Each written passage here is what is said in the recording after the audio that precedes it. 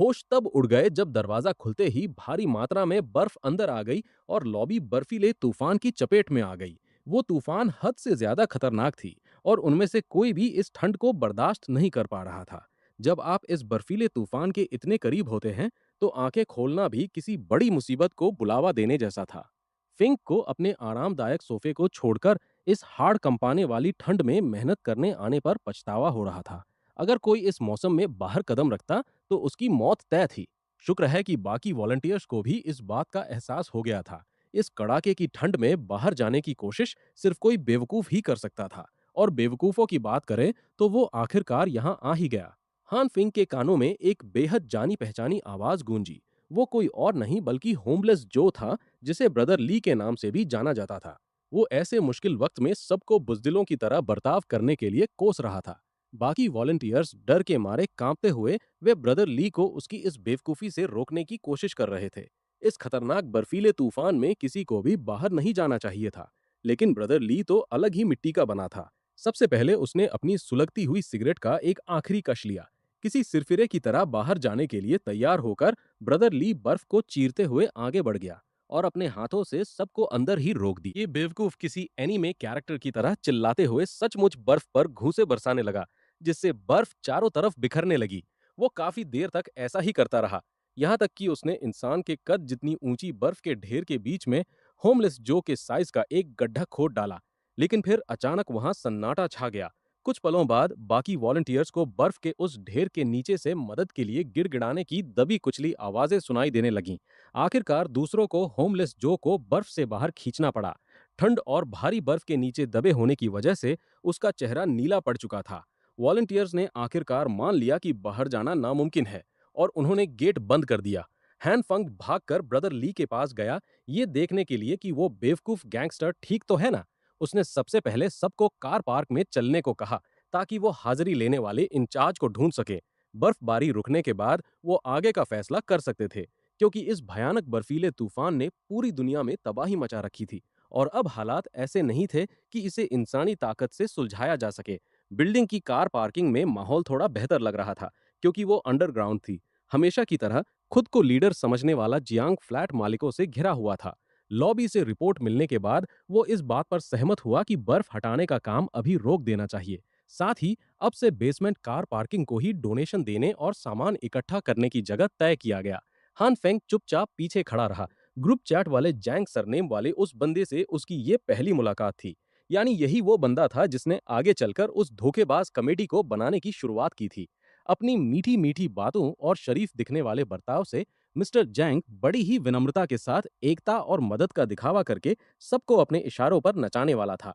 जैंग ने इतने सारे मकान मालिकों की तरफ से मिल रहे भारी डोनेशन की तारीफ की। उसने कहा कि ये डोनेशन उन लोगों की मदद करेगा जो मुश्किल में हैं, और इसके लिए वो सबका शुक्रगुजार है। वहां का कार पार्किंग का माहौल काफी पॉजिटिव लग रहा था। लोग अपने इस निस्वार्थ काम से बेहद खुश थे। जिंदा रहने के एक ही मकसद के लिए साथ काम करते हुए उन्हें एकता का एक झूठा एहसास हो रहा था। हालांकि हनफिंग को कुछ ऐसा पता था जो वे नहीं जानते थे। उन्हें बस इस कयामत के लंबे समय तक चलने का इंतजार करना था। जल्द ही उन्हें अपने रिसोर्सेस दान करने का पछतावा होने वाला था। ब्रदर ली, जो थोड़ी देर पहले किए अपने कारनामे की वजह से अब भी कांप रहा था, उसने पहले ऊपर जाने का फैसला किया और हनफिंग को अलविदा कहा। नजर दौड़ाते हुए हनफिंग का ध्यान किसी बेहद आकर्षक चेहरे पर गया। वो और कोई नहीं बल्कि वही भोली भाली नर्स थी जिससे वो पैर टूटने पर हॉस्पिटल में मिला था। वो एक प्यारी सी विंटर वंसी पहने हुए अजीब तरीके से बक्सों का ढेर उठाए हुए थी। कमिटी के आसपास जमा लोगों की भीड़ के बीच से रास्ता बनाने में उसे साफ तौर पर काफी मशक्कत करनी पड़ रही थी।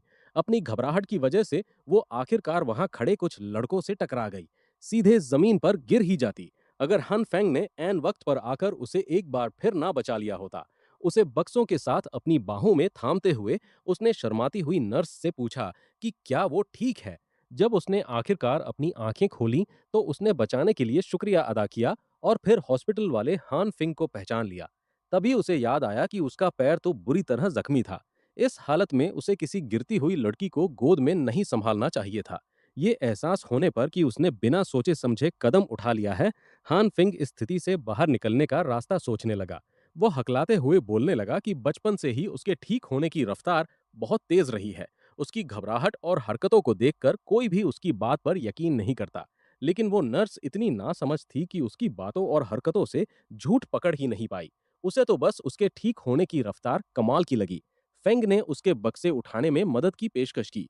पहले तो उसने ये कहकर मना कर दिया कि ये बहुत भारी हैं, लेकिन हमारे हीरो के अड़ जाने पर वो मान गई। थोड़ी नानुकुर के बाद उसने आखिरकार बक्से उसे सौंप दिए। जैसे ही उसने दोनों हाथों से सामान पकड़ा, वो हैरान रह गया कि वो सच में कितना भारी था। असामान्य रूप से भारी लग रहे थे।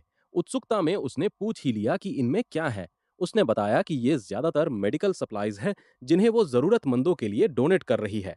उसने ये भी माना कि ये शायद कुछ ज्यादा ही भारी है और वो खुद इन्हें डोनेशन पॉइंट तक ले जा सकती है। उसकी खूबसूरती और अच्छाई के जादू में खोए हुए, अगर आप हान फेंग को उठाने के लिए थोड़ा और वजन भी दे देते, तो भी वो कभी शिकायत नहीं करता। हालांकि उसने दावा किया कि वो ज्यादातर लड़कों से ज्यादा ताकतवर है। फिर भी वो नर्स उसे बार बार टोक रही थी कि वो खुद पर ज्यादा जोर न डाले। जब उससे पूछा गया कि क्या वो बचपन से ही इतनी ताकतवर थी, तो वो थोड़ा संभलकर जवाब देने लगी कि इस सब के पीछे एक वजह थी। इन रहस्यमयी बातों ने हान फेंग के मन में उत्सुकता जगा दी। वो ये कहानी सुनाने में असहज लग रही थी और उसने इस बात को छेड़ने के लिए माफी मांगी। बात बस इतनी थी कि हाल ही में उसके साथ कुछ ऐसा हुआ था जिसे वो खुद भी ठीक से समझ नहीं पा रही थी। वैसे भी वो दोनों काफी देर से बातें करते हुए चल रहे थे और उसे अब तक उसका नाम भी नहीं पता था। बदले में हन फेंग ने भी शालीनता से अपना नाम बताया। उस प्यारी सी नर्स ने भी अपना नाम बताया, जिन सुए। उसकी प्यारी सी मुस्कान को देखकर लग रहा था कि उसे ये अचानक हुई मुलाकात बेहद पसंद आई है। वो तो उसकी उस मुस्कान को देखकर पूरी तरह अवाक रह गया था। बात आगे बढ़ ही जाती, लेकिन तभी नर्स जिन ने पूछ लिया कि वो क्या करता है और उसने सच सच बता दिया कि वो बेरोजगार है। इसे कहते हैं जीत के इतने करीब आकर बाजी हार जाना, मेरे भाई। लेकिन मैनहुआ लॉजिक की बदौलत तभी वहां से एक उतावला आदमी गुजरा, जिससे टकराकर नर्स जिन का बैलेंस बिगड़ गया। संभालने की कोशिश में वो आखिरकार हान फेंग के ऊपर ही जा गिरी। खुद को संभालने के लिए वो सिर्फ उसी का सहारा ले सकती थी। इससे अचानक उसके सॉफ्ट ब्रेस्ट्स हान फेंग के हाथ से टच हो गए। जीरो रिज होने के बावजूद हान फेंग बस वहीं खड़ा रहा और इस पल का मजा लेने लगा। नर्स जिन तुरंत पीछे हट गई और माफी मांगने लगी, जबकि हान फेंग ने ये कहने की कोशिश की कि कोई बात नहीं, एक परफेक्ट पहली मुलाकात साबित होती अगर वहां लाई हियोना किसी बिना सोए ज़ॉम्बी की तरह मुंह उठाए हन फेंग के पास न आ धमकती। भूख और ठंड का असर उसके चेहरे पर साफ दिख रहा था। किसी परजीवी की तरह अपनी आदत के मुताबिक उस डायन ने तुरंत हन फेंग पर धावा बोल दिया। वो जानबूझकर अपना सीना उसके हाथ से रगड़ने लगी। उसे धीरे से पकड़ते हुए उसने पूछा कि वो गुलाबी बालों वाली लड़की कौन थी और क्या वो उसकी दोस्त थी। नर्स जिन को तुरंत अजीब लगा और उसने हन फेंग के हाथों से डिब्बे वाला सामान ले लिया। वो बस अपने डोनेशन की एंट्री करवाना चाहती थी और दो दोस्तों की बातचीत के बीच में नहीं आना चाहती थी। फेंग ने ह्यूना से पूछा कि वो यहाँ नीचे क्या कर रही है, जबकि उसकी आंखें अफसोस के साथ नर्स जिन को डोनेशन पॉइंट की तरफ जाते हुए देख रही थीं। उस डायन ने बताया कि वो कुछ सामान लेने आई थी और ये भी कहा कि हान फेंग की कोई खबर ना मिलने की वजह से वो उसके लिए काफी परेशान थी। उसने अपना सिर खुजलाते हुए कहा कि वो बस उसे मैसेज करने ही वाला था। इस पर उसने उसे झूठा कहा, क्योंकि वो अभी-अभी दूसरी लड़की के साथ मजे से बातें कर रहा था। फिर उसने पूछताछ शुरू कर दी कि क्या उसके घर पर कुछ एक्स्ट्रा खाना बचा है। उसने दावा किया कि उसका खाना लगभग खत्म हो चुका है और वो सोच रही थी कि क्या वो हैन फेंग के खाने में से कुछ हिस्सा ले सकती है। लेकिन वो गुस्सा होने या ऐसा कुछ करने के बजाय उसने बस एक शातिर मुस्कान दी। अपने सिंप होने का नाटक करते हुए हैन फेंग ने दावा किया कि उसके पास भी ज्यादा खाना नहीं बचा है, लेकिन वो थोड़ा बहुत शेयर कर सकता है। पर वो खाना सिर्फ उन्हीं के साथ शेयर करेगा जो उसके मैसेज का जवाब देते हैं। आगे बढ़ते हुए उसने उस डायन को कमर से पकड़ लिया और पूछा कि क्या वो कुछ दिनों के लिए उसके घर चलने को तैयार है। अपने इस तथाकथित सिंप के इतने कॉन्फिडेंट रूप को देखकर वो डायन एक पल के लिए सक पका गई। उसे पीछे धकेला और मुस्कुराने लगी। लाई हियोना ने जोर देकर कहा कि अगर हान फिंग को बात करनी ही है तो वो ऑनलाइन भी कर सकते हैं। इसे एक साफ इनकार समझते हुए हान फिंग वापस अपने घर की तरफ मुड़ गया। लेकिन हालात इतने खराब थे कि उस डायन ने उसे ज्यादा दूर जाने से पहले ही पकड़ लिया और रुकने को कहा। उसने दावा किया कि वो हाल ही में काफी बदल गया है। ह्योना ने यह भी कहा कि वो अपने इमोशंस को लेकर हमेशा बहुत सीरियस रही है और फिर वो अपनी मासूम सा चेहरा बनाते हुए ह्योना ने दावा किया कि वो नहीं चाहती कि लोग ऐसा सोचें कि वो हान फिंग के साथ सिर्फ उसके पैसों के लिए है। इसलिए किसी गंभीर रिश्ते में आने के लिए उसे थोड़ा और वक्त चाहिए होगा। हान फिंग चेहरे पर लाली लिए उसकी इस नौटंकी को देखता रहा। शुक्र है कि उसने तुरंत खुद पर काबू पा लिया। अगर वो पहले उसके हाथों एक बार मरा ना होता तो शायद उसकी बातों पर यकीन कर लेता। लेकिन इस वक्त वो बस उसका ये बदसूरत नकाब उतारना चाहता था। बात ये थी कि उसे अभी तक उस आदमी का पता नहीं चला था जो इस डायन के पीछे था।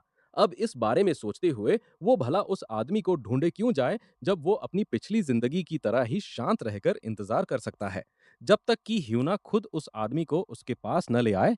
इस बार वो पहले से ज्यादा तैयार रहेगा। माना कि उनके पास स्टील का बैट है, लेकिन हन फुंग के पास तो स्नाइपर राइफल है। ये सोचते हुए उसने बात को ज्यादा न बढ़ाते हुए मजाक में कह दिया कि वो तो बस उसे चिढ़ा रहा था। अब उस डायन को थोड़ी शर्मिंदगी महसूस हो रही थी कि उसने एक मामूली मजाक के लिए अपनी एक्टिंग का इतना बड़ा ड्रामा कर दिया। फिर भी हन फुंग ने भरोसा दिलाया कि वो उसके मैसेज का इंतजार करेगा ताकि अगले दिन उसे कुछ खाना पहुंचा सके। इसी के साथ उन्होंने आखिरकार एक दूसरे को अलविदा कहा। उसने तो यहाँ तक कह दिया कि अगर कोई भी बात हो तो वो उसे याद कर सकती है। जैसे ही वो डायन कार पार्क से बाहर निकली, उसके कमीने मुंह पर एक दुष्ट मुस्कान तैर गई। लेकिन वो इस बात से बिल्कुल बेखबर थी कि इस बार खेल हान फिंग के साथ नहीं, बल्कि उसके साथ हो रहा था। उसे चोरी छिपे उसे तड़पाने में बड़ा मजा आ रहा था। 2 दिन बीत गए और हान फिंग ने उस डायन से कोई संपर्क नहीं किया। इस वजह से कि तभी ह्यूना वादे के मुताबिक राशन न मिलने पर गुस्से से भरे मैसेजेस से उसका फोन भरने लगती है। हान फिंग आराम से गर्मा गर्म स्टेक और कोल्ड ड्रिंक का मजा लेते हुए उन गुस्से वाले मैसेजेस को इकट्ठा होने दे रहा था। कितना अच्छा होता अगर कि अपनी पिछली जिंदगी में जान लेने वाली डायन को तड़पाते हुए अच्छा खाना खाने का मजा ही कुछ और है। आखिरकार बेहद स्वादिष्ट मीट बनाने का तरीका ढूंढना एक गेम चेंजर साबित हुआ। बाहर की कड़ाके की ठंड में अंदर ऐसा गर्मा गर्म खाना खाने का मजा ही अलग था। जहां बाहर हर कोई ठंड से बेहाल था, वहीं ये बंदा अपने बाथरोब में पसीने बहा रहा था। भाई सच में अल्टीमेट चैड है। इन पिछले कुछ दिनों में सिर्फ आराम ही नहीं किया था, उसने कई सारे एक्सपेरिमेंट किए जिससे वो दो जरूरी बातें कंफर्म कर पाया। पहली ये कि उसके मीट को बिना किसी सीमा के बढ़ाया नहीं जा सकता। दूसरी ये कि सोयाबीन की तरह ही मीट को भी बिना किसी लिमिट के दोबारा उगाया जा सकता है। उसके एक्सपेरिमेंट से पहले ही कई किलो मीट तैयार हो चुका था। हर एक जैसे ही बीन्स का पूरा पौधा उग जाता, वो आधे का इस्तेमाल और बीन्स उगाने के लिए करता और बाकी आधा खा लेता। वो इसी नियम को मीट पर भी आसानी से लागू कर सकता था। उस लाल और हरी रोशनी के नीचे आधा स्टेक और मुट्ठी भर सोयाबीन मिलकर एक पूरा स्टेक तैयार कर सकते थे। प्रोसेस को बार बार दोहराकर अनलिमिटेड स्टेक हासिल किया जा सकता था। इस थ्योरी को परखने के लिए कई टेस्ट करने के बाद उसने ये नतीजा निकाला कि अब उसे भविष्य में अच्छे खाने की कोई चिंता नहीं होगी। उधर कुछ टीवी चैनल अभी भी इस भयानक बर्फीले तूफान के 19वें दिन की रिपोर्टिंग करने के लिए अपने रिपोर्टर्स को भेज रहे थे। अब 2 अगस्त हो चुकी थी और भूमध्य रेखा के पास स्थित मालदीव के खूबसूरत द्वीपों का तापमान भी -42 डिग्री तक पहुंच चुका था। पूरा द्वीप बर्फ की चादर से ढक चुका था। यहाँ तक कि समुद्र भी इतनी तेजी से जम रहा था जिसे साफ देखा जा सकता था। ये सब सचमुच यकीन से परे था। एक्सपर्ट्स के मुताबिक बर्फ की परत 55 सेंटीमीटर गहरी हो चुकी थी। भूमध्य रेखा के पास के दूसरे गर्म देशों में भी ऐसा ही नजारा देखने को मिल रहा था। अपने बड़े से टीवी स्क्रीन पर ये सब देखते हुए हनफेंग इस न्यूज कवरेज पर हंस पड़ा। असल में बाहर के हालात मीडिया में दिखाए जा रहे दृश्यों से कहीं ज्यादा बदतर थे। वो आराम से अपनी रेड वाइन की चुस्कियां ले ही रहा था कि तभी बाहर से आई एक तेज आवाज ने उसे अंदर तक हिलाकर रख दिया। हनफेंग ने हड़बड़ी में खिड़की के पास जाकर पर्दे हटाए। उसने दूर एक बिल्डिंग को आग की लपटों में घिरा देखा। पिछले कुछ दिनों में ये 7वां धमाका था। खुद हनफेंग को भी इसकी वजह नहीं पता थी, लेकिन एक बात तो तय थी कि ये कोई अच्छा संकेत नहीं था। शहर के ऊपर से उड़ने वाले मिलिट्री हेलीकॉप्टरों की संख्या भी अचानक बढ़ गई थी। जब उसे ही कुछ समझ नहीं आ रहा था तो बाकी बचे लोगों का क्या हाल होगा। बाहर के इन हालातों ने लोगों के बीच दहशत पैदा कर दी थी। सभी लोग सामान और खाने पीने की चीजों के बदले सौदा करने के लिए बेसमेंट कार पार्क में डेरा डाले हुए थे। इंसानी लालच की कोई सीमा नहीं होती, इसलिए कई लोग दूसरों की मजबूरी का फायदा उठा रहे थे, जिससे वहां काफी झगड़े और बहस हो रही थी। इस सबके बीच में मिस्टर जियान था, जो अभी भी एक भरोसेमंद लीडर का नाटक कर रहा था और जरूरतमंदों को मुफ्त में जरूरी सामान बांट रहा था। आज का दिन थोड़ा अलग था क्योंकि हैन फेंग ने बाकी बचे लोगों के साथ बेसमेंट कार पार्किंग में जाने का फैसला किया। उसे अपने घर से बाहर निकले अभी कुछ ही मिनट हुए थे और ठंड ने अपना असर दिखाना शुरू कर दिया था। बार जब वो अपने घर के आरामदेह माहौल से बाहर कदम रखता, उसे अपने फैसले पर पछतावा होता। उसके नीचे आने की असली वजह कुछ काम की जानकारी इकट्ठा करना था। अगर ये बात न होती तो वो इन लोगों को दोबारा कभी अपनी शक्ल तक नहीं दिखाता। उसे दोबारा जीने का मौका मिलता। उसे याद था कि इस इलाके में एक बड़ा विद्रोह हुआ था। अगर उसकी याददाश्त सही थी तो उसका कनेक्शन इसी बेसमेंट के लोगों से होना चाहिए था। फिलहाल ये लोग सीधे सीधे लूटने के बजाय मुफ्त में सामान बांटने के अपने वादे पर टिके हुए थे। असल में क्या चल रहा है ये जानने के लिए हैन फेंग ने इस अफरा तफरी वाली भीड़ पर नजर रखने का फैसला किया। वहां लगी लंबी लाइनों को देखकर लग रहा था कि राशन की कमी झेलने वाले परिवारों की संख्या काफी ज्यादा थी। लाइन में सबसे आगे खड़ा एक आदमी शिकायत कर रहा था कि जब उसने सामान के कई बड़े बक्से डोनेट किए थे तो उसे इतना कम राशन क्यों मिल रहा है, जबकि मिस्टर जांग का कहना था कि सबको बराबर हिस्सा दिया जा रहा है। हाथ में सिर्फ एक कैन और एक सॉसेज लेकर वो आदमी अपना डोनेट किया हुआ सामान वापस मांगने लगा। लेकिन कमेटी ऐसा नहीं कर सकती थी। इस तबाही के बहस चल ही रही थी कि मिस्टर जांग ने उस आदमी से बड़ी तस्वीर देखने की गुजारिश की और वादा किया कि हालात ठीक होने पर वो उसे कई गुना कैश लौटा देगा। लेकिन इस अनिश्चित कल के लिए पैसों का वादा आज के समय में किसी काम का नहीं था। लाइन में खड़े दूसरे लोग भी उस रोते हुए आदमी के खिलाफ बोलने लगे। उन्होंने उसे लताड़ते हुए कहा कि वो अपनी बेशर्मी बंद करे और आगे बढ़े। इसमें ज्यादा वक्त नहीं, उस बेशर्म आदमी के खिलाफ भीड़ इकट्ठा होने में ज्यादा वक्त नहीं लगा, जो सिर्फ अपने परिवार के लिए थोड़ा और सामान चाहता था। वे लोग पूरी तरह से उस अंतरिम कमेटी के बहकावे में आ चुके थे। फेंग अच्छी तरह जानता था कि इस मौजूदा स्थिति में मैनेजमेंट के लोग अपना सामान वापस देने वाले नहीं थे, लेकिन संकट की शुरुआत में ज्यादा रिसोर्सेज दान करने वालों के सामने खुद को महान दिखाना भी उतना ही बेशर्मी भरा काम था। बेशर्मी की बात करें तो वो महान हस्ती आखिरकार एक बार फिर बेसमेंट में दिखाई दी। वो कोई और नहीं बल्कि होमलेस जो, मेरा मतलब है ब्रदर ली था। वो कुछ दिन पहले की तुलना में काफी बदतर दिख रहा था। वो बेहद कमजोर, बीमार और दुबला लग रहा था। काफी समय बाद इन दोनों भाइयों की मुलाकात हुई थी। ब्रदर ली ने दावा किया कि वो ठीक ठाक ही है, लेकिन ये साफ दिख रहा था कि वो ठीक नहीं है। उसके मुताबिक वो बस घबराहट और कमजोरी की वजह से कांप रहा था, और ठंड तो थी ही। वो ठीक होने से कोसों दूर था। आखिरकार ब्रदर ली ने मान ही लिया कि वो बहुत मुश्किल वक्त से गुजर रहा है। उसके पास बिल्कुल खाना नहीं बचा था और वो अपनी भूख मिटाने के लिए सिर्फ पानी पीकर गुजारा कर रहा था। जब डोनेशन ड्राइव जोरों पर थी तब उसने अपना ज्यादातर सामान कमेटी को दे दिया था।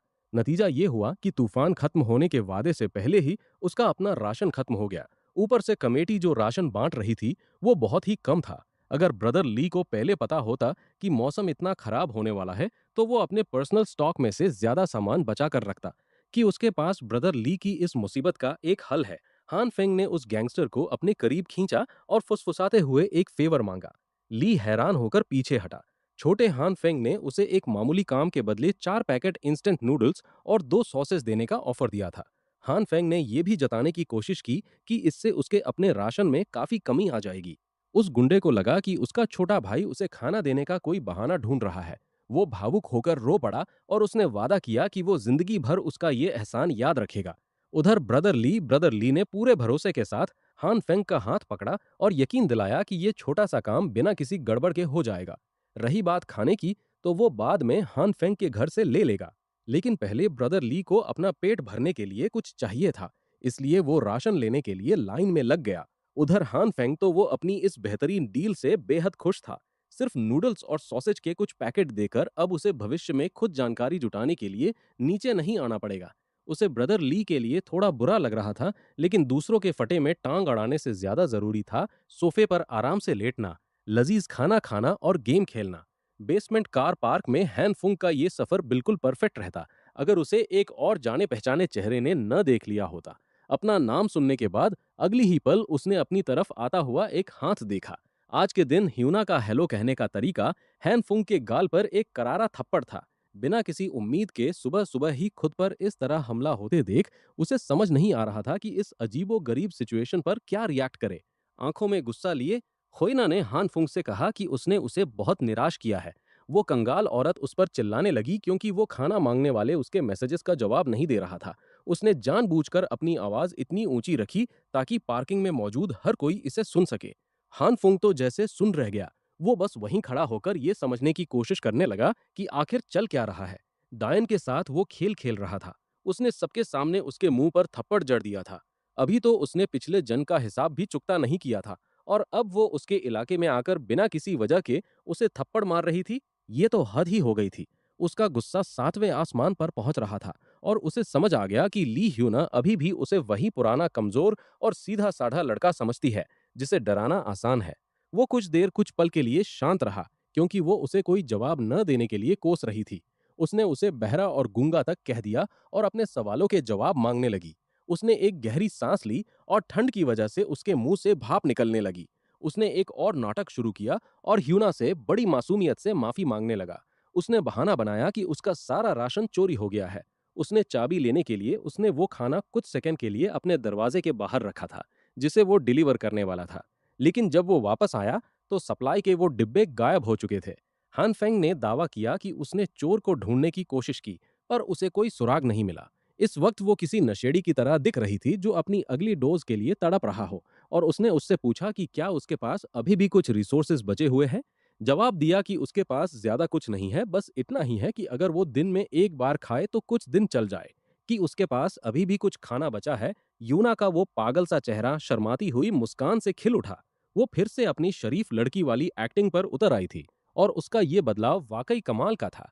जब उसने हान फिंग से अपना आधा खाना बांटने को कहा और ये सुझाव दिया कि वो दोनों इस तबाही से बचने के लिए 2 दिन में सिर्फ एक बार खाएं, तो वो सच में पागल लग रही थी।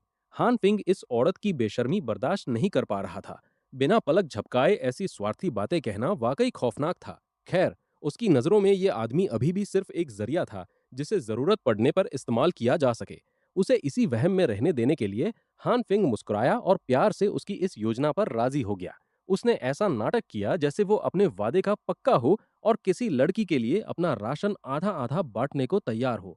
उसने तो अभी ही खाना देने की मांग कर दी, लेकिन उसने ये कहकर डिलीवरी रात के लिए टाल दी कि उसे कुछ पैकिंग करनी है। उसने मजाक में कहा कि वो आज रात उसके मैसेज का इंतजार करेगी। पहले घर लौटते हुए ह्यूना ने उसे अपना ख्याल रखने को कहा ताकि उसे बाहर फैला हुआ फ्लू ना हो जाए। तभी हान फिंग ने भी उसे विदा किया, जबकि उसके दिमाग में पहले से ही एक खतरनाक प्लान पक रहा था। शाम के ठीक 8 बजते ही ली ह्यूना खाने के लिए पहले से ही हान फिंग के पीछे पड़ी हुई थी। वो इतनी बेताब हो गई कि रात के करीब 9:30 बजे उसके कमरे के पास वाली लॉबी में ही पहुंच गई। वो अकेले ठंड में ठिठुरती हुई बेहद लाचार हालत में वहां खड़ी थी। इधर हान फिंग अपने पसंदीदा काम पर वापस आ गया था, ह्यूना को लालच देकर फंसाना और फिर उसके कॉल्स और मैसेजेस को पूरी तरह इग्नोर कर देना। हफ्तों की कड़ाके की ठंड और बिना मेंटेनेंस के लिफ्ट भी खराब हो चुकी थी। अगर वो सच में कोई हंगामा खड़ा करना चाहती थी तो उसे सीढ़ियों से चढ़कर हान फिंग के फ्लैट तक आना पड़ता। कोई और रास्ता न देखकर ह्यूना ने अपने घमंड को साइड में रखा और उस डरावनी सीढ़ियों से जाने का फैसला किया। आधी चढ़ाई चढ़ते चढ़ते ही वो बुरी तरह थक गई थी और ठंड के मारे उसकी कंपी छूट रही थी। ये किसी नरक से कम नहीं था। अगर बात राशन की न होती तो वो ये सब कभी नहीं करती। थकान बढ़ती ही जा रही थी क्योंकि वो पिछले कुछ दिनों से भूखी थी। सीढ़ी का हर एक कदम उसकी बची कुची ताकत निचोड़ रहा था। मानना पड़ेगा यार, ऐसे बहुत कम लोग होंगे जो सिर्फ किसी और का मुफ्त का राशन हड़पने के लिए 16 से ज्यादा मंजिलें चढ़ जाएं। ऊपर की मंजिलों की इमरजेंसी लाइटें भी खराब थीं। इसने उसकी इस चढ़ाई को और भी अंधेरा और डरावना बना रहा था। किसी अजीब सी आवाज को सुनकर ली हयोना ने घबराते हुए पूछा कि वहां कौन है। उसके इस सवाल का जवाब देने के लिए ऊपर की मंजिल से सीधे एक काला प्लास्टिक बैग नीचे आया जो सीधा उसके खूबसूरत सिर पर गिरने वाला था। हैरान और अपनी जगह से हिलने में असमर्थ, हयोना बस वहीं खड़े रहकर उस काले बैग के खुद से टकराने का इंतजार करने पर मजबूर थी। जैसे ही वो बैग एक जोरदार धमाके के साथ नीचे गिरा, इमरजेंसी लाइट्स वापस जल उठीं और पूरी सीढ़ियों पर सफेद धूल छा गई। हमेशा हंसती मुस्कुराती रहने वाली हयोना के सिर और पूरे शरीर पर आटा बिखर चुका था। उसके सामने हैन फंग खड़ा था। उसने बहाना बनाया कि वो सो गया था और जैसे ही उसने उसके मैसेजेस देखे, वो तुरंत राशन लेकर नीचे भागा। लाइट बंद होने की वजह से गलती से उसके हाथ से आटे का थैला छूट गया, जिससे ये सब हो गया। अपने बालों और कोट से मैदा और प्लास्टिक साफ करते हुए ह्यूना को बेहद घिन महसूस हो रही थी और उसके चेहरे के पीछे छिपी उसकी असली बदसूरत पर्सनैलिटी साफ झलक रही थी। फंग को ये नजारा देखकर बड़ा मजा आ रहा था। उसने खास तौर पर उसके लिए ये शरारत भरा प्लान तैयार किया था और ये अभी खत्म नहीं हुआ था। उसने एक और प्लास्टिक बैग और उसने उस डायन से कहा कि उसने उसके लिए अपने बचे हुए सारे रिसोर्सेज पैक कर दिए हैं। ध्यान से देखने पर उसे पता चला कि ज्यादातर खाना और सब्जियां पहले ही सड़ चुकी थीं। वो खाने लायक चीजों से ज्यादा कचरा लग रहा था। बनते हुए हैन फेंग ने अपना सिर खुजलाया और कहा कि उसने इन बची कुची चीजों को सहेज कर रखने के लिए बहुत मेहनत की है। उसमें सड़ा हुआ मांस भी मिला हुआ था। फिर वो बड़ी चालाकी से नाराज होने का नाटक करने लगा और प्लास्टिक बैग वापस छीनते हुए बोला कि अगर उसे ये पसंद नहीं है तो वो इसे वापस दे दे। एक और दिन भूखे रहने के डर से उस डायन ने झपट कर बैग वापस ले लिया और कहा कि उसे ये चाहिए। हैन फेंग ने उसे सिर से पैर तक ध्यान से देखा। वो खुद पर ही हंस पड़ा।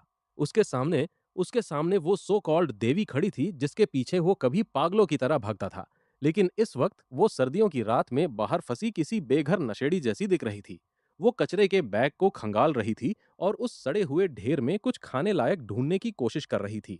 यहाँ तक कि उसने लालच में हैन फैंग के हाथ से बचा हुआ आटे का थैला भी छीन लिया। ह्यूना आधा थैला आटा पाकर ही खुशियां मना रही थी। उसे इस बात की कोई परवाह नहीं थी कि कुछ ही मिनट पहले वो इस सफेद आटे से पूरी तरह नहा चुकी थी। इसके बाद वो बिना थैंक यू या अलविदा कहे वहां से चली गई। लेकिन हान फुंग को कोई फर्क नहीं पड़ा। उस डायन को खाने के लिए अपना कचरा देना ही काफी था, जिससे उसे कुछ दिनों तक पेट की बीमारी होने वाली थी। इस मौसम में नहाना भी नामुमकिन था, इसलिए अब उसे काफी समय तक अपने शरीर पर चिपके इस आटे के साथ ही घूमना पड़ेगा। जैसे ही हान फुंग खुशी खुशी अपने घर की तरफ बढ़ा, कुछ अजीब सा महसूस होने लगा। उसने ऐसा नाटक किया जैसे उसने कुछ ध्यान न दिया हो, लेकिन पीछे कोई हलचल हो रही थी। अपनी होशियारी दिखाते हुए हान फुंग बिल्कुल नॉर्मल रहने का नाटक करते हुए अपने फ्लैट की तरफ बढ़ने लगा। वो सीढ़ियों से बाहर निकला और ऐसे चलने लगा जैसे सब कुछ बिल्कुल नॉर्मल हो। परछाई कुछ ही सेकंड बाद उसके कदमों का पीछा करने लगी। वो यकीनन कोई इंसान ही था, क्योंकि उसने स्नो बूट्स पहन रखे थे। इस मौके का फायदा अचानक हमला करने के लिए हैन फेंग असल में दरवाजे के पीछे छिप गया और उसका पीछा कर रहे उस अनजान शख्स पर झपट पड़ा। उस रहस्यमयी इंसान को मजबूती से दबोचा और जमीन पर पटक दिया। जैसे ही वो उस जासूसी करने वाले को मुक्का मारने ही वाला था, तभी कुछ ऐसा हुआ कि हैन फेंग रुक गया और उसका गुस्सा शांत हो गया। उसका पीछा करने वाली कोई और नहीं बल्कि बिखरे बालों, नींद से भरी आंखों और मोटे चश्मे वाली एक लड़की थी। हन फेंग वो इतनी देर रात उसके यहाँ होने की सिर्फ एक ही वजह सोच सकता था। वो जरूर उस पर जासूसी कर रही थी और हमारा हीरो उसके इरादों का पता लगाना चाहता था। पर जवाब में उसे सिर्फ सन्नाटा और उसके चश्मे के पीछे से एक कोरी निगाह मिली। वो लड़की साफ तौर पर ज्यादा बातूनी नहीं थी। उसने एक शब्द भी नहीं कहा और उसके इस बर्ताव से हैरान होकर हन फेंग ने उसे मुंह खुलवाने के लिए थोड़ा कड़ा रुख अपनाने का फैसला किया। उसने धमकी दी कि अगर उसने बात नहीं की तो वो इस कड़ाके की ठंड में उसका कोट उतार देगा। इससे भी उसका मुंह नहीं खुला। हन फेंग उससे माथापच्ची करके थक गया और उसने इस बार उसे जाने देने का फैसला किया। लेकिन अगली बार अगर उसने जासूसी की तो वो ऐसी नरमी की उम्मीद बिल्कुल न रखे। अब उसे ये खामोशी का खेल बंद करके ठंड लगने से पहले अपने घर भागना चाहिए था। जैसे ही हमारा हीरो वहां से जाने लगा, तभी उसे महसूस हुआ कि किसी ने उसकी आस्तीन पकड़ ली है। ये खामोश लड़की उसे इतनी आसानी से जाने देने वाली नहीं थी। हालांकि हन फेंग को समझ नहीं आ रहा था कि वो उससे क्या चाहती है, पर वो बस उसे घूरती रही और चुप रही। हन फेंग ने उसे घूरना बंद करने को कहा और धमकी भी दी कि अगर उसने अपनी बात नहीं बताई तो वो चला जाएगा। लेकिन इसके बजाय कोई जवाब देने के उसने हाथ से किसी तरफ इशारा किया और हमारे हीरो को अपने साथ खींचने लगी।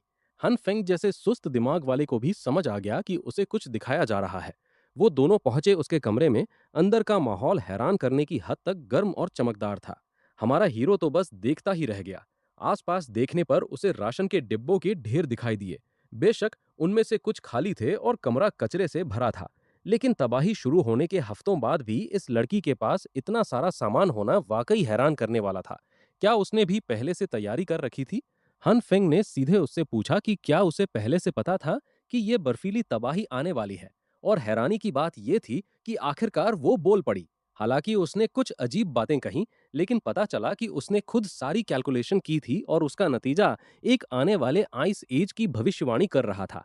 वही अजीब इंसान निकली जो तबाही आने से पहले कम्युनिटी चैट में हिमयुग के आने की चेतावनियां पोस्ट कर रही थी। हन फेंग को बेशक समझ नहीं आ रहा था कि वो क्या कह रही है।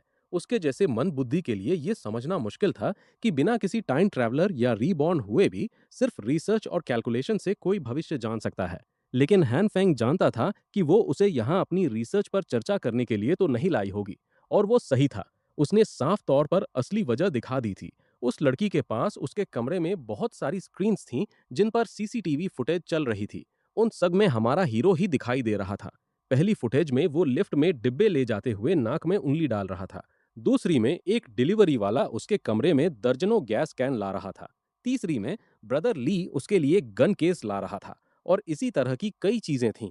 इससे पता चलता है कि इस लड़की से मिलने पर हैन फेंग का पहला अंदाजा बिल्कुल सही था।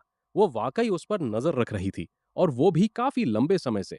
वो अब पहले से कहीं ज्यादा रिलैक्स महसूस कर रही थी और उसने हमारे हीरो के सामने ही अपने कपड़े बदलने में कोई हिचक नहीं दिखाई। उसका कमरा इतना गर्म था कि वहां सर्दियों के भारी कपड़े पहनने की जरूरत ही नहीं थी।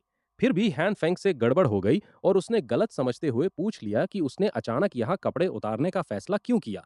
उसने बस इतना जवाब दिया कि यहाँ बहुत गर्मी है, लेकिन बेशक उसका मतलब कुछ और ही था। वो उसके सामने ऐसा क्यों कर रही थी? उसने मांग की कि वो तुरंत रुक जाए और अपनी पैंट वापस पहन ले। कुछ देर बाद न चाहते हुए भी उसे खुद अपना कोट उतारना पड़ा। इस लड़की के पास बहुत ही खतरनाक जानकारियां थीं और जब तक वो इस मामले को सुलझा नहीं लेता, वो वहां से जा नहीं सकता था। तो जो कुछ उसने समझा, उसका निचोड़ निकालते हुए हैन फेंग को एहसास हुआ कि बर्फबारी शुरू होने से पहले ही जब उसने राशन जमा करना शुरू किया था, तभी से उसके इस बर्ताव पर शक करके वो उस पर नजर रख रही थी। खुशकिस्मती से ये निगरानी हमारे हीरो को ब्लैकमेल करने के लिए नहीं थी, बल्कि ये जानने के लिए थी कि क्या हैन फेंग इतना समझदार और काबिल है कि उसके साथ हाथ मिलाया जा सके। अब बस ये समझना बाकी था कि उसके हाथ मिलाने का मतलब क्या था। बात करना उसके लिए थोड़ा मुश्किल था, इसलिए उस लड़की ने दिखाने का फैसला किया और इस दौरान जाहिर है हमारा हीरो हर बात का अपना ही मतलब निकाल रहा था। हैन फेंग सोच भी नहीं सकता था कि वो ऐसे इशारे करके क्या करने जा रही है। बेशक उसने बेड के पीछे से एक जनरेटर निकाला, न कि वो सब जो आप सोच रहे थे। वो चाहती थी कि हैन फेंग उसे जनरेटर चलाना सिखाए। वो कंप्यूटर और किताबों के मामले में तो उस्ताद थी, लेकिन सर्वाइवल के लिए जरूरी रोजमर्रा के हुनर की उसमें भारी कमी थी। थोड़ी देर में जनरेटर चालू हो गया और ठीक से काम करने लगा। हम इस बात को नजरअंदाज कर देते हैं कि कमरे के अंदर जनरेटर चलाना एक बहुत ही बुरा आइडिया है। मान लेते हैं कि यह जनरेटर हाइड्रोजन से चलता था और काफी शांत था। हैन फेंग को उम्मीद थी कि अब उसकी फरमाइशें खत्म हो जाएंगी, लेकिन ऐसा नहीं हुआ। उसकी नीली आंखें एक बार फिर मदद मांग रही थीं, बार हॉट वाटर बॉयलर के लिए। हमारे हीरो ने उसने फटाफट सब सेट कर दिया और अब जनरेटर की पावर की वजह से उसे चौबीसों घंटे गर्म पानी मिल सकता था। फिर भी हैन फेंग ने उसे पानी बचाने और नल बंद रखने की सलाह दी। इसके बाद उसने फ्रिज के लिए मदद मांगी। वहां सब कुछ बेहद बिखरा पड़ा था और हमारे हीरो को उसे सिखाना पड़ा कि कच्चे मांस को फ्रीजर में रखना चाहिए, न कि फ्रिज में, वरना वो जल्दी खराब हो जाएगा। साथ ही उसे सब कुछ साफ सुथरा रखना होगा, वरना वो जल्द ही बीमार पड़ जाएगी। और वो ये सब उसके लिए नहीं करने वाला था, उसे ये खुद ही करना था। हान फेंग को समझ नहीं आ रहा था कि वो ऐसी बुनियादी बातें जाने बिना अब तक जिंदा कैसे रही। उसे चूल्हे में गैस कैन बदलना और कनेक्ट करना तक सिखाना पड़ा। उसे सेफ्टी रूल्स याद रखने थे और उसके हर एक्शन को ध्यान से दोहराना था। इसके बाद चीजें और भी मुश्किल होती गईं। हान फेंग को उसे आग पर खाना बनाना और सेकना भी सिखाना पड़ा। जब हमारा हीरो पूरी तरह थक चुका था, तब एक स्वादिष्ट डिनर तैयार हुआ और उसने उसे सलाह दी कि और उसे गर्मा गर्म खाना खाने को कहा। वो खुद समझ नहीं पा रहा था कि उसकी जिंदगी में ये दिन भी आना था। उसे पूरा दिन एक बड़ी बच्ची की आया बनकर बिताना पड़ रहा था। उसकी इस नई दोस्त में खुद का ख्याल रखने की रत्ती भर भी अकल नहीं थी, लेकिन उसे इस बात की कोई शर्म नहीं थी। आखिर डिनर था ही इतना लाजवाब। हान फेंग समझ गया कि इस मामले में बहस करना बेकार है, इसलिए उसने अजीब ढंग से बात संभालते हुए कह दिया कि वो तो बस मजाक कर रहा था। दिन भर की थकान से चूर था और अपने गर्म बिस्तर के अलावा किसी और चीज के बारे में सोच भी नहीं सकता था। पता चला कि सिर्फ वही अकेला नहीं था जो दिन भर थका हुआ था। जब उसने लड़की की तरफ देखा, तो वो पहले ही सो चुकी थी और खाने की मेज ही उसके लिए बिस्तर का काम कर रही थी। हान फेंग ने पहली बार किसी को खाते खाते सोते हुए देखा था। फिर भी उसने उसे उठाकर बिस्तर पर लिटाने का फैसला किया। आखिर कौन सोच सकता था कि उसे अपना पूरा दिन एक बच्ची को सिखाने में बिताना पड़ेगा। रात के वक्त बर्फबारी और तेज हो गई और तापमान और भी नीचे गिर गया। हैन फेंग अभी सोकर उठा ही था कि उसके दरवाजे पर कोई आ धमका। वो वही लड़की थी। वो उसकी मदद के लिए शुक्रिया कहने कुछ तोहफे लेकर आई थी। उसकी इस दरियाजली को देखकर हमारा हीरो भी हैरान रह गया, क्योंकि वो बहुत सारा सामान लाई थी। लेकिन हैन फेंग के डिब्बे अंदर रखने के बाद भी वो दरवाजे पर ही खड़ी रही और जाने का नाम नहीं ले रही थी। उसके चेहरे के हाव भाव देखकर वो समझ गया कि वो फिर कोई मदद मांगना चाहती है। वो अपने साथ एक जनरेटर लाई थी और उसने उसे एक बार फिर सिखाने को कहा। ऐसा लगा कि कल का सिखाया हुआ वो सब भूल चुकी थी, इसलिए हनफेंग को सब कुछ शुरू से शुरू करना पड़ा। कुछ दिनों तक उस लड़की से बात करने के बाद उसे समझ आया कि सर्वाइवल के मामले में वो बिल्कुल बुद्धू थी। उसमें कॉमन सेंस की भारी कमी थी और उसे ये भी समझ नहीं था कि क्या सही है और क्या गलत। लेकिन उसने हार नहीं मानी और वो हर रोज हनफेंग को सर्वाइवल और रोजमर्रा के काम सीखने के लिए अपने कमरे में खींच ले जाती। कुछ देर बाद आखिरकार वो कुछ ऐसा पकाने में कामयाब रही जिसे खाया जा सके और जो खाने जैसा दिखे। हानफेंग के लिए उसका इतना पका लेना भी एक बहुत बड़ा सुधार था। पहले तो शायद कुत्ते भी इसे सूंघ कर छोड़ देते, लेकिन इस बर्फीली कयामत में तो इंसान भी ऐसे खाने के लिए लाइन लगा लें। समय बाद हानफेंग ने आखिरकार उस लड़की का नाम पूछने का फैसला किया। उसने अपना परिचय जाओ सिंगन के रूप में दिया। हानफेंग के लिए ये अब भी एक रहस्य था कि वो इतनी अजीब बातें क्यों करती थी और उसे आखिर क्या बीमारी थी। पर वो उसे उसके हाल पर छोड़ने वाला नहीं था। उधर नीचे बेसमेंट में जहां जरूरतमंद लोगों को राशन बांटा जा रहा था, वहां हालात बिल्कुल भी ठीक नहीं थे। भूखे लोग बचे कुचे थोड़े से राशन के लिए आपस में ही भिड़ रहे थे। अराजकता फैल गई और लोग एक दूसरे से सामान छीनने लगे, ये दलील देते हुए कि कोई ये साबित नहीं कर सकता कि ये सामान किसका है। कमजोर लोग बेबसी में गिर रहे थे और ताकतवर ज्यादा से ज्यादा हड़पने की कोशिश में थे। ऐसा लगता है कि इस कम्युनिटी के शांति के दिन अब खत्म हो चुके हैं। लोग उन चीजों के लिए लड़ रहे थे जिन पर वो अपना हक समझते थे। उन्होंने जो कुछ भी लूटा था उसकी जान देकर रखवाली कर रहे थे। चोरी की जरा सी भी कोशिश तुरंत खूनी हिंसा में बदल जाती। ये लोग एक दूसरे को बेरहमी से लात घूंसों से मार रहे थे, जब तक कि उनके हाथ और जूते खून से नहीं सन गए। जहां हर कोई सभ्यता के विनाश को बढ़ावा दे रहा था, वहीं मिस्टर जियांग इस पूरे हंगामे के बीच बिल्कुल शांत खड़े थे। उन्होंने अपने हाथ के मेगाफोन का वॉल्यूम बढ़ाकर उसने लड़ाई को पूरी तरह रुकवा दिया, क्योंकि दर्द के मारे सबने अपने कान बंद कर लिए थे। भाई तो असली सोनिक अटैक कर रहा था, बिल्कुल किसी सुपर विलन की तरह। उस कान फाड़ने वाले शोर के कुछ सेकंड बाद जियांग ने आखिरकार बाकी बचे लोगों को संबोधित किया। उसने उनसे पूछा कि क्या उनका लड़ना झगड़ना खत्म हो गया हो तो वो बात करें। बुरी तरह पिटे हुए एक आदमी को उठाया और समझाया कि सिर्फ इन थोड़े से बचे हुए संसाधनों के लिए वो अपनी जान जोखिम में डाल रहे हैं। क्या ये बेवकूफी की हद नहीं थी? लेकिन भीड़ लोग अब भी गुस्से में थे। मिस्टर जांग ने ही डोनेशन सिस्टम का सुझाव दिया था और अब उन्हें हर कुछ दिनों में सिर्फ एक पैकेट नूडल्स मिल रहा था। अगर वो लड़कर नहीं मरे तो भूख से मर जाएंगे। मिस्टर जांग ने ऐसा नाटक किया जैसे वो रिसोर्स डिस्ट्रीब्यूशन की कमी को लेकर उनकी शिकायतें बहुत ध्यान से सुन रहा हो।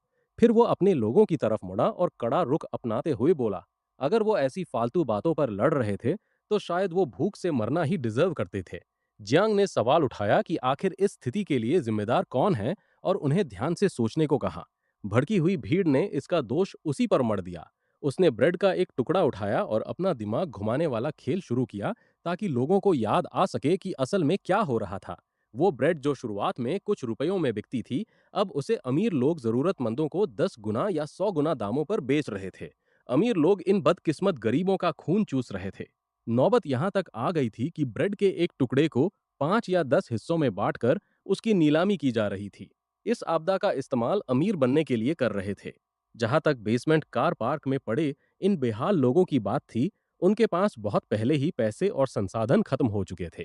लेकिन यहाँ वो उस सिस्टम की वजह से आपस में ही लड़ रहे थे जो कभी काम किया करता था। ये लोग आपस में कट मर रहे थे, जबकि वो अमीर लोग जिनके पास ढेर सारा राशन था, अपनी तिजोरियां भरकर बैठे थे और समाज के लिए कुछ भी दान नहीं कर रहे थे। ये वही लोग थे जिन्होंने जानबूझकर कीमतें आसमान पर पहुंचा दी थीं। फिर भी यहाँ गरीब लोग भूखे मर रहे थे और मौत की जंग लड़ रहे थे। मिस्टर जियांग ने पूछा कि क्या ये नाइंसाफी नहीं है। ये महसूस करते हुए कि अब जब भीड़ उसकी हर बात को सच मान रही थी, मिस्टर जियांग ने सभी से अपनी आपसी लड़ाई बंद करने और एकजुट होकर अपने हक के रिसोर्सेज वापस छीनने की अपील की। इन भूखे और गुस्से से लाल लोगों को उसकी बात बिल्कुल सही लगने लगी और उन्हें यकीन हो गया कि उनके साथ नाइंसाफी हो रही है। आखिर अमीर ही सारे मजे क्यों उड़ाएं, जबकि बाकी लोगों को भूख और मौत से बचने के लिए इतना तड़पना पड़ रहा है। लोगों के दिमाग में नफरत का बीज बोने के बाद जियांग तमाशा देखने लगा, क्योंकि अब पासा पूरी तरह पलट चुका था। भीड़ का ये गुस्सा और असंतोष अब अपार्टमेंट के बाकी अमीर निवासियों की तरफ मुड़ गया था। उन लोगों को लगने लगा था कि वो बस अपना हक वापस ले रहे हैं। हिंसा, अराजकता और बेबसी को भड़कते हुए देखकर मिस्टर जियांग मन ही मन मुस्कुराया। इस बढ़ते बढ़ते हुए हंगामे के बीच होमलेस जो यानी ब्रदर ली दिखाई देता है। सभी लोगों में सिर्फ वही अकेला था जो उस बकवास भाषण की सच्चाई को समझ पा रहा था। लोग सचमुच पागल हो चुके थे और कुछ बहुत बड़ा होने वाला था। उसे जल्द से जल्द हैनफुंग को खबर करनी थी। तभी हैनफुंग के कमरे में वो बस आराम फरमा रहा था और किताब पढ़ने का नाटक करते हुए खर्राटे ले रहा था। तभी फोन की रिंगटोन बजने से उसकी नींद खुली। उसे ब्रदर ली के मैसेज मिले, जिसमें बेसमेंट कार पार्क में होने वाले बवाल के बारे में लिखा था। मिस्टर जांग के लगातार भड़काने की वजह से लोग अब दूसरों से उनका राशन छीनने का प्लान बना रहे थे। वो घर घर जाकर ताले तोड़ने की तैयारी में थे। हमलावर हथियारों से लैस थे और नुकसान पहुंचाने के लिए तैयार थे। ब्रदर ली ने हैनफुंग को छिपने की सलाह दी और कहा कि वो इन पागलों का सीधे सामना न करे। वो बस यही उम्मीद कर सकता था कि होमलेस जो बाहर अपना ख्याल रख सके। हैनफुंग ने नहीं सोचा था कि हालात ऐसे हो जाएंगे। हालांकि उसने मुसीबत के वक्त के लिए 2 बंदूकें खरीदी थीं, लेकिन किसी इंसान के खिलाफ उनका इस्तेमाल करने का ख्याल ही उसे थोड़ा डरा रहा था। और तो और, अगर लोगों ने ऐसा कोई गैंग बना लिया और उन्हें इसके राशन का पता चल गया, तो वो पागलों की तरह उसके पीछे पड़ जाएंगे। वो उसे कच्चा चबा जाएंगे और सिर्फ हड्डियां ही बचेंगी। इसके लिए उसे हर तरह के हालात के लिए तैयार रहना था। फिलहाल के लिए उसने स्टॉक रूम से कुछ तार, औजार और 2 फायर एक्सटिंग्विशर्स निकाले। सुरक्षा के लिए उसने दरवाजे के हैंडल पर बिजली के नंगे तार लपेटकर एक काम चलाओ जाल बिछाने की कोशिश की। इसे पूरा करने के बाद हैनफेंग ने धीरे धीरे फर्श पर तार फैलाया। लेकिन तभी अचानक बिजली गुल होने से उसका ये छोटा सा प्रयोग बीच में ही रुक गया। ऊपर से देखने पर यह साफ हो चुका था कि इलाके की हर एक बिल्डिंग की बिजली एक साथ गुल हो गई थी। लोगों ने मैनेजमेंट से संपर्क करने की कोशिश की, लेकिन उनसे संपर्क बहुत पहले ही टूट चुका था। हैनफेंग का मानना था कि बर्फीले तूफान के बढ़ने और खुद को गर्म रखने के लिए बिजली के अंधाधुंध इस्तेमाल की वजह से ये ब्लैकआउट आज नहीं तो कल होना ही था। ज्यादातर इलाकों में बर्फ जमा हो चुकी थी और बाहर के हाड़ कंपा देने वाले तापमान के कारण मरम्मत का काम करना नामुमकिन था। इन सभी बातों को ध्यान में रखते हुए इस बार बिजली का जाना और सिग्नल का खोना हमेशा के लिए हो सकता था। जैसे ही लोगों को एहसास होगा कि बिजली अब कभी वापस नहीं आने वाली, हालात बद से बदतर हो जाएंगे।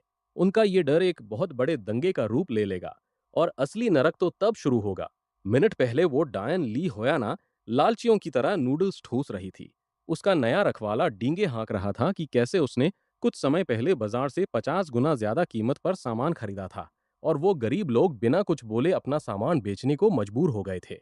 अपने पास मौजूद स्टॉक के लिए उसने सिर्फ 5 लाख खर्च किए थे। उसने भी राशन की नीलामी शुरू कर दी थी, जिससे गरीब लोग उसके हाथों से एक एक निवाले के लिए आपस में लड़ें। इस चाल से उस सुनहरे बालों वाले लड़के ने खूब कमाया। उसने ली होयाना के चेहरे पर हाथ फेरते हुए पूछा कि क्या उसे लगता है कि उसके साथ आने का उसका फैसला सही था। डायन मुस्कुराई और खुशी खुशी सिर हिला दिया। वो अमीर कमीना पहले से ही इस खूबसूरत लड़की के साथ अपनी मनमर्जी करने की सोच रहा था, क्योंकि उसके पास उसकी वफादारी खरीदने के लिए संसाधन थे। लेकिन तभी गलियारे में आती तेज कदमों की आवाज ने उनके इस पल में खलल डाल दिया। ये कार पार्क वाले लोग थे और वो आधी रात को दरवाजे तोड़ने के औजार साथ लाए थे। उस सुनहरे बालों वाले लड़के को पता चला कि ग्रुप चैट में कीमतें बढ़ाने के लिए उसे ही निशाना बनाया जा रहा है। हमलावरों ने उसका दरवाजा पीटना और लाते मारना शुरू कर दिया ताकि वो उसे तोड़ सके।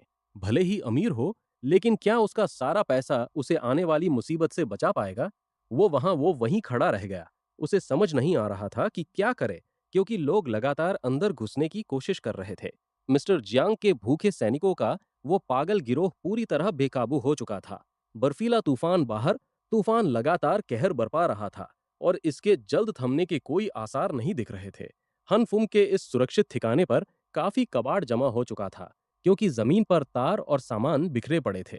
वो अभी भी दरवाजे पर होम अलोन स्टाइल का ट्रैप लगाने में लगा हुआ था, जिससे काफी कचरा फैल गया था। हानफुंग ने दरवाजे को सेट करने के लिए वो सब किया जो जरूरी था, लेकिन एनर्जी रीडिंग से पता चला कि उसमें कोई करंट नहीं आ रहा था। जैसे ही वो सोच रहा था कि क्या गड़बड़ हुई, तभी जल्दबाजी में बांधे गए तारों के गुच्छे में धमाका हुआ और वो जल गए। तार में शायद उसी वक्त करंट आ गया था। उस धमाके की चपेट में आकर हानफुंग खांसने लगा और खुद को संभालने की कोशिश करने लगा। उसने तार की आग बुझाई। उसे अब भी समझ नहीं आ रहा था कि वो क्या गलती कर रहा था और ये काम इतना मुश्किल क्यों था। अगर इंटरनेट चल रहा होता तो ये कोई बड़ी बात नहीं थी, पर बदकिस्मती से इससे पहले कि वो दरवाजे पर अपना ट्रैप सेट कर पाता, किसी ने उसका दरवाजा खटखटाना शुरू कर दिया। हैन फेंग उठ खड़ा हुआ और दरवाजे के सुराख से झांक कर देखने लगा कि बाहर कौन खड़ा है। चेहरा तो नहीं देख पाया, लेकिन उसे छोटे कद का कोई इंसान दिखा जिसके बाल बिखरे हुए थे। ये फिर से वही आउटकास्ट गर्ल थी। इस बार भी वो अपने उसी बेपरवाह चेहरे के साथ मदद मांगने आई थी। ये वक्त हैन फेंग के लिए बिल्कुल भी सही नहीं था, क्योंकि वो अंदर कुछ नए ट्रैप्स बनाने में व्यस्त था। लेकिन तभी उसे वो वाकया याद आया जिसने उसे अतीत में वापस भेज दिया था, जब एक डायन ने उसे अपने जाल में फंसाया था और एक पागल ने उसे पीट पीट कर मार डाला था। दरवाजे के हैंडल से अपना हाथ हटा लिया, क्योंकि उसे डर था कि दूसरी तरफ कोई खतरा हो सकता है। हैन फेंग ने उस लड़की को चेतावनी दी कि लोग दरवाजे तोड़ रहे हैं और सामान लूट रहे हैं। उसे अंदर बुलाने के बजाय उसने बस उससे कहा कि वो जल्दी से अपने घर लौट जाए, क्योंकि वो उसके लिए दरवाजा नहीं खोलेगा। आउटकास्ट गर्ल उस अंधेरे और ठंडे गलियारे में खड़ी रही। चारों तरफ सन्नाटा छा गया। फिर वो और भी जोर जोर से दरवाजा पीटने लगी। हान फेंग ने फिर भी उसे अंदर आने से मना कर दिया, तो वो दरवाजे के पास फर्श पर ही बैठकर कांपने लगी। ठंड उसे बेहाल कर रही थी और हमलावरों की आवाजें अब और तेज होने लगी थीं, क्योंकि वे हान फुंग की मंजिल तक पहुंच चुके थे। उन्हें इस बात से कोई फर्क नहीं पड़ता था कि 18वीं मंजिल पर कितने लोग रहते हैं। वे तो बस यहाँ हर दरवाजा तोड़ने आए थे। दो खूंखार दिखने वाले आदमियों ने 18वीं मंजिल के गलियारे का जायजा लिया और इस बात की खुशी मनाई कि वो सबसे पहले पहुंचे हैं। उन्होंने तुरंत लूटपाट करने के लिए कमरों को आपस में बांट लिया। इत्तेफाक से हैन फेंग का कमरा सबसे पास था। हमलावरों में से एक ने दरवाजा तोड़ने के लिए लोहे की रॉड उठा ली। उन्होंने पहले खुद को राशन बांटने वाले बताकर आवाज दी, ताकि देख सकें कि घर में कोई है या नहीं। अंदर हैन फिंग ने उस लड़की को पकड़कर उसका मुंह बंद कर दिया था, ताकि कोई आवाज ना हो। जब हमलावरों को अंदर से कोई जवाब नहीं मिला, तो उन्होंने एक कुल्हाड़ी की मदद से जबरदस्ती कमरे में घुसने की कोशिश शुरू कर दी। तभी हैन फिंग उसने उस बेसहारा लड़की को धीरे से भरोसा दिलाया कि वो कमीने उसके इस मजबूत दरवाजे का बाल भी बाका नहीं कर पाएंगे। उसकी तसल्ली भरी बातें सुनकर वो थोड़ी शांत हुई। तभी दरवाजे का हैंडल बार बार ऊपर नीचे होने लगा। हमलावर अंदर घुसने का कोई रास्ता नहीं ढूंढ पाए। उस मजबूत दरवाजे के सामने हार मानकर हमलावरों ने हान फुंग के घर पर निशान लगा दिया और पहले अगले दरवाजे की तरफ बढ़ने का फैसला किया। अच्छा हुआ कि उसने वो मजबूत दरवाजा और हैंडल लगवाया था। 5 सेंटीमीटर मोटी लोहे की प्लेटों से मजबूत किए गए इस फ्रेम को देखकर तो इसे लगाने वाला ठेकेदार भी हैरान रह गया था। तभी हान फुंग वो अपने फैसलों पर खुश होने में इतना खो गया था कि लड़की का मुंह छोड़ना ही भूल गया। उसे डर था कि कहीं कोई आवाज न हो जाए और बाहर वालों का ध्यान उनकी तरफ खिंच जाए। आउटकास्ट गर्ल ने उसे धन्यवाद दिया कि उसने हमलावरों के देखने से पहले ही उसे अंदर बुला लिया था। उन्होंने फैसला किया कि पक्का करने के लिए कुछ मिनट और इंतजार करेंगे, लेकिन ऐसा लग रहा था कि वो हमलावर अब जा चुके थे। हैन फेंग तुरंत अपने ट्रैप को ठीक करने में जुट गया। अगर वो इसे सही से कर लेता, तो जो कोई भी दोबारा उसके दरवाजे को छूने की हिम्मत करता, उसे सीधा मौत का झटका लगता। वो लड़की उसने उत्सुकता से पूछा कि वो क्या कर रहा है, तो उसने इसे अपना बिजली का झटका देने वाला डिफेंस सिस्टम बताया। उसने तो नखरे दिखाते हुए ये तक कह दिया कि समझाने पर भी उसे समझ नहीं आएगा। वैसे वो खुद भी इस बारे में कुछ नहीं जानता था और इस शॉक डिवाइस को लगाना उसके लिए नामुमकिन साबित हो रहा था। पर वो नहीं जानता था कि वो लड़की एंटी थेफ्ट डिवाइसेस और वोल्टेज के मामले में उस्ताद थी। उसके लिए ये सब बहुत मामूली बातें थीं। आउटकास्ट गर्ल ने पास खड़े होकर हान फेंग को समझाना शुरू किया और उसे पावर सप्लाई बंद करके नंगे तार को सावधानी से दरवाजे के हैंडल पर लपेटने को कहा। इसके बाद उन्होंने सर्किट बॉक्स से दूसरे तार को हैंडल से जोड़ा और आखिर में पावर सप्लाई चालू कर दी।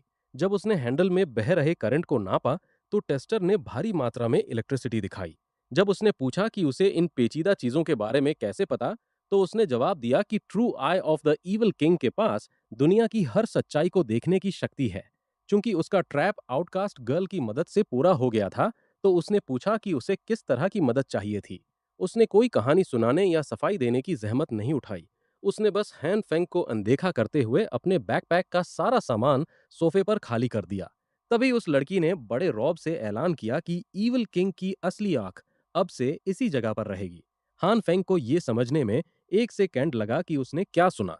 वो इस लड़की को अपने पर्सनल स्पेस में रखने के सख्त खिलाफ था, इसलिए उसने उसे तुरंत अपने घर वापस जाने को कहा। किंग इस बात से इतना घबरा गया कि फर्श पर फैले तारों से उसका पैर उलझ गया और वो आगे की तरफ गिर पड़ा। कुछ सेकंड लड़खड़ाने के बाद वो सीधे जमीन पर गिरते ही वहां सब कुछ बिखर गया। उसके हाथों से एक अजीब सी ऊर्जा वाली चमकीला बैंगनी रंग की रोशनी निकल रही थी। पैर फिसलकर जमीन पर गिरने से काफी चोट लगनी चाहिए थी, लेकिन ऐसा कुछ नहीं हुआ। तभी उसका ध्यान उस जगह गया जहां वो गिरा था। उसकी कॉफी टेबल, जो 1 सेकंड पहले तक बिल्कुल ठोस थी, अब किसी गीली मिट्टी की तरह लचीली हो चुकी थी। क्या ऐसा हो सकता है कि उसने अनजाने में ही उस कॉफी टेबल को इतना मुलायम बना दिया हो?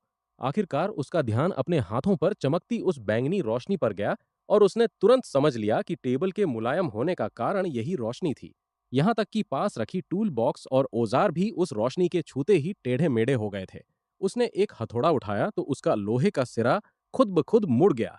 हान फिंग ने जैसे ही हथौड़े को हवा में घुमाया, उसका आकार बिगड़ने लगा। सीधे शब्दों में कहे तो वो बैंगनी रोशनी किसी भी चीज को मुलायम बना सकती थी। गर्ल ने इस अजीबोगरीब घटना को अपनी आंखों से देखा और एक शब्द भी नहीं बोला।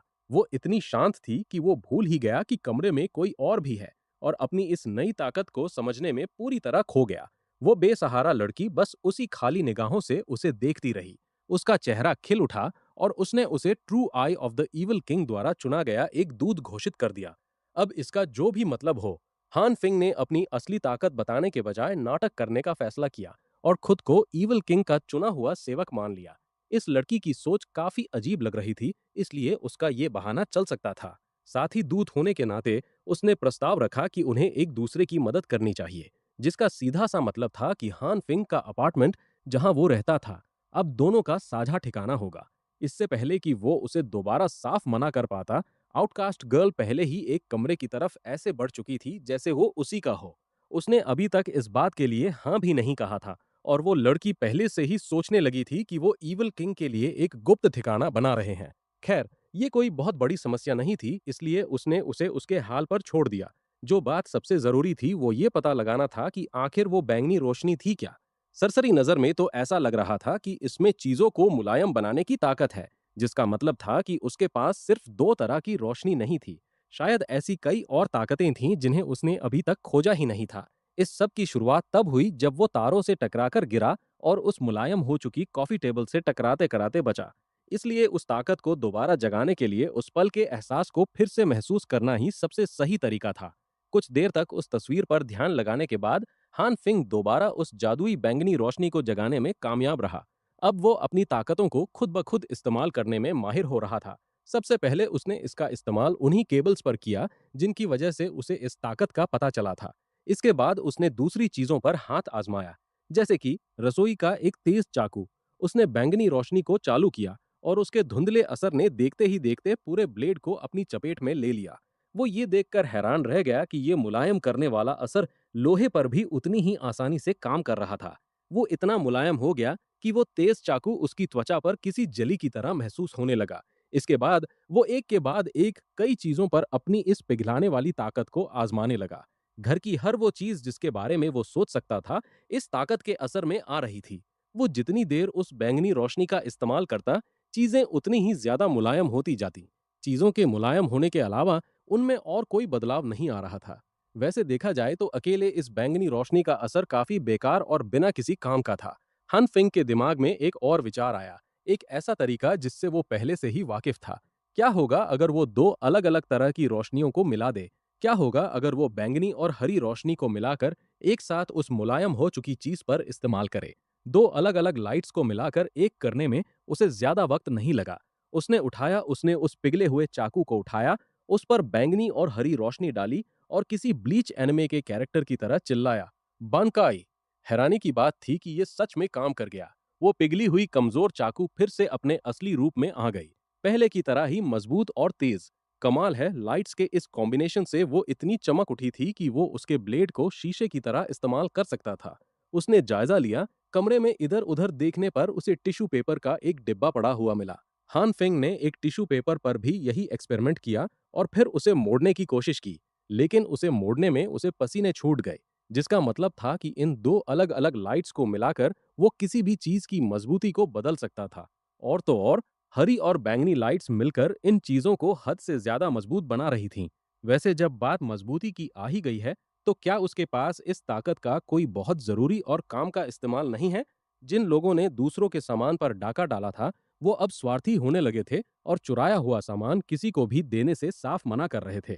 सामान खत्म होने के डर से वो सब कुछ अपने पास ही रखना चाहते थे। उन्होंने दलील दी कि वो अपनी मेहनत से लूटा हुआ माल औरतों और बुजुर्गों के साथ नहीं बांटना चाहते, लेकिन उन्हें इस बात को राज ही रखना था क्योंकि अगर ये बात बाहर आई तो उनकी शामत आ जाती। जब ये लुटेरे अपनी इस बेशर्मी की साजिश रच रहे थे, तभी उनमें से एक का ध्यान दीवार पर हो रही एक अजीब हलचल पर गया। उन्हें उन्हें अपनी आंखों पर यकीन नहीं हो रहा था, क्योंकि 18वीं मंजिल की दीवार अजीब तरह से हिलती-डुलती दिखाई दे रही थी। उस दीवार पर टॉर्च की रोशनी तो उस ठोस कंक्रीट की दीवार से एक चेहरा बाहर आता हुआ दिखाई दिया। वो हिल रहा था और दर्द से तड़प रहा था, जैसे दीवार की कैद से आजाद होने की कोशिश कर रहा हो। लूटपाट करते वक्त ये लुटेरे भले ही कितने भी बड़े गुंडे बनते हों, लेकिन यह नज़ारा बेहद अजीब और रोंगटे खड़े कर देने वाला था।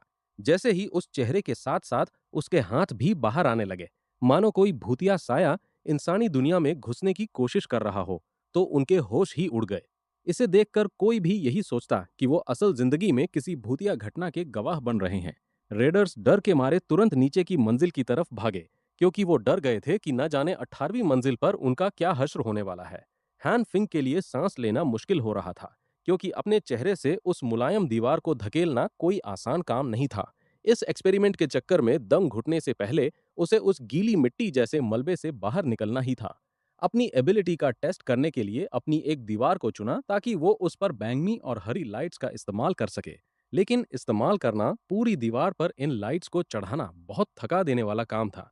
कुछ देर बाद वो भारी मात्रा में लाइट्स को एक साथ लाने और एक दूसरे में पूरी तरह मिल जाएं, बेहद थका देने वाला काम था। लेकिन इसके नतीजे में उसे पहले से भी कहीं ज्यादा मजबूत और ठोस दीवार मिल गई। चलिए, आज के लिए बस इतना ही। अगर वीडियो अच्छी लगी हो तो लाइक कर दीजिए, सब्सक्राइब भी कर दीजिए। नहीं भी लगी हो तो प्लीज कर ही दो भाई के लिए, क्योंकि मेरी नींद तो अब रिफंड होने से रही। इतनी रातों तक एडिट किया है कि डार्क सर्कल्स ने अब आधार कार्ड बनवा लिया है। चलिए चलता हूँ, अगली कहानी एडिट करनी है। तब तक खुश रहिए, मुस्कुराते रहिए और टाइम पर सो लिया कीजिए।